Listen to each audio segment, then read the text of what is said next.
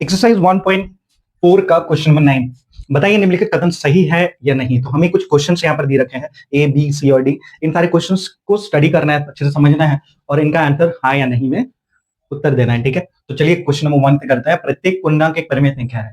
पूर्णांक क्या होता है सबसे पहले ये देखो, तो बीच में होता है 0, -1, -2, -3, -4 और इधर होता है प्लस वाले नंबर्स 1 2 3 4। ठीक है, तो ये सारे पूर्णांक होते हैं। इन सबके नीचे कुछ नहीं है तो क्या है, इन सबके नीचे कुछ नहीं है तो क्या है, 1 1 1।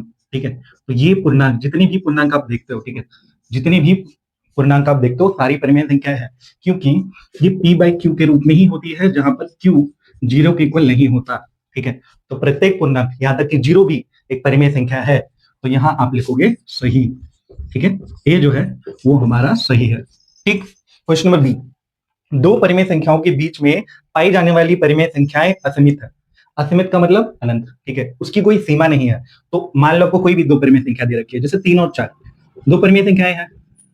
क्या 3 और 4 के बीच में कोई परिमेय संख्या नहीं है? नहीं, 3 और 4 के बीच में अनंत परिमेय संख्याएं। आप चाहे जितनी परिमेय संख्या चाहो उतनी परिमेय संख्याएं यहां से निकाल सकते हो। ठीक है, तो यहां पर जो आंसर होगा वो होगा नहीं,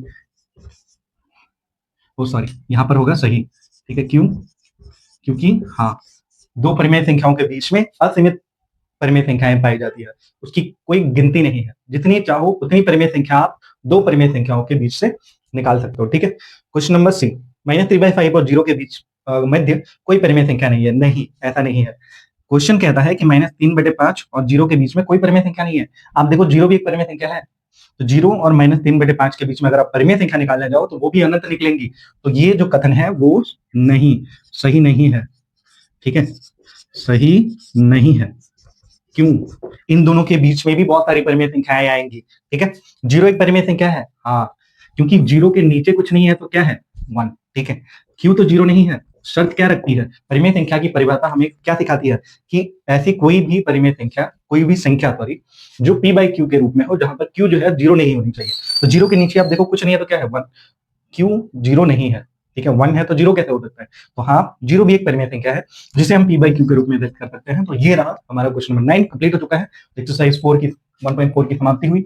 अब एक नए अध्याय की शुरुआत करेंगे, वो है चैप्टर नंबर 2। धन्यवाद।